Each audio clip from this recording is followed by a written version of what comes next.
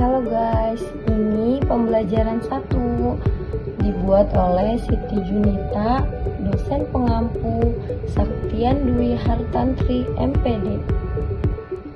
Mempelajari ruang lingkup geografi. A. Klarifikasi ruang lingkup geografi.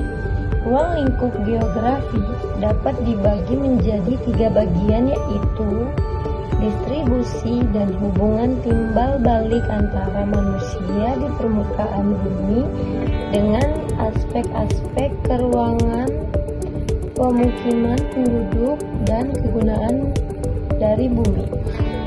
2. Hubungan timbal balik antara masyarakat dengan lingkungan fisiknya sebagai bagian studi perbedaan area.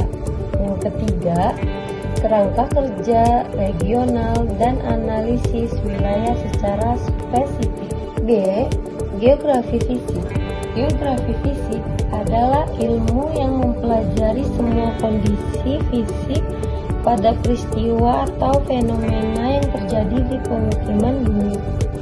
Ruang lingkup geografi fisik meliputi atmosfer, litosfer, hidrosfer, biosfer, dan antroposfer.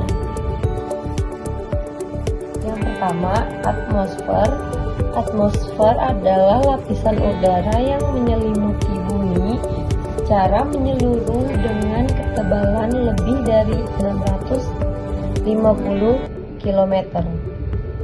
Berdasarkan perbedaan suhu vertikal, atmosfer bumi dapat dibagi menjadi 5 lapisan, yaitu yang pertama, troposfer merupakan lapisan paling bawah.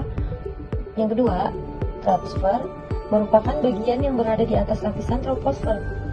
Mesosfer merupakan bagian yang terletak di atas troposfer.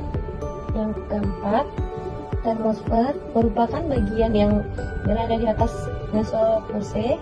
Yang kelima, eksosfer atau atmosfer luar merupakan lapisan yang paling tinggi. Yang kedua, ada litosfer atau lapisan tanah dan batuan. Litosfer merupakan lapisan kerak bumi paling luar yang tebalnya 1200 km.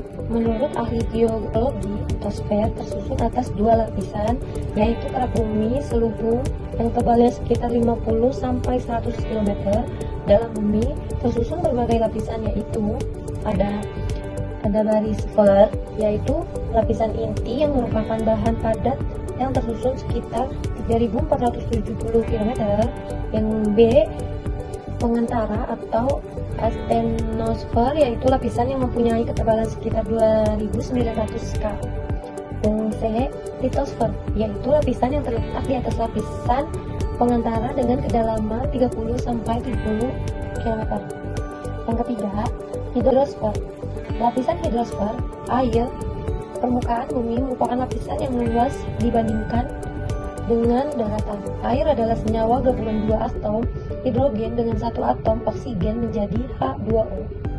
Siklus hidrologi dapat digambarkan sebagai berikut. 1. Siklus pendek. Siklus ini merupakan proses perbedaan air dalam rentang waktu yang sangat singkat. Siklus sedang dimulai dari penguapan air laut akibat pemanasan matahari menuju atmosfer. Yang ketiga, siklus panjang. Panas yang disebabkan oleh sinar matahari mengakibatkan penguapan air laut. Yang C, geografi regional. Region merupakan bagian dari permukaan bumi yang memiliki karakteristik yang khas, baik itu karakteristik fisik maupun sosial. Region dapat dibedakan dengan region-region lain yang ada di sekitarnya. Pembagian region secara alami seperti berdasarkan iklim, keadaan geologi, hidrologi, geomorfologi, dan lain sebagainya. Yang keempat, biosfer. Biosfer adalah bagian luar dari planet bumi mencakup udara, daratan, dan air yang memungkinkan kehidupan dan proses biotik berlangsung. Biosfer dianggap telah berlangsung selama sekitar 3,5 miliar tahun dari 4,5 miliar tahun usia bumi. Yang kelima, ada antroposfer atau lapisan manusia.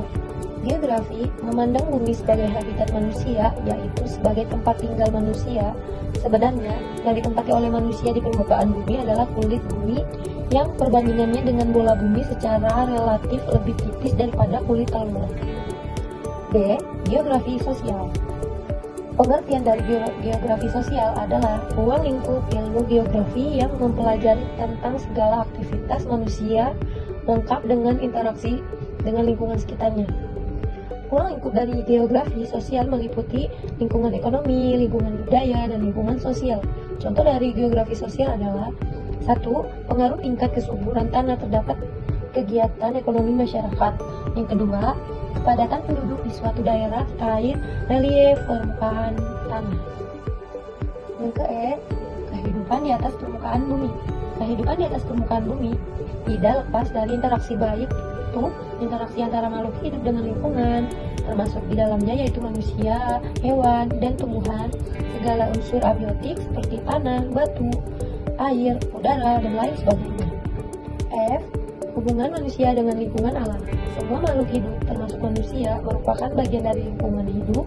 Lingkungan hidup adalah kesatuan ruang dengan semua benda, daya, keadaan, dan makhluk hidup termasuk di dalamnya, manusia dengan perilaku yang mengaruhi hidup lainnya. Oke, sampai di sini. Thank you for attention. See you.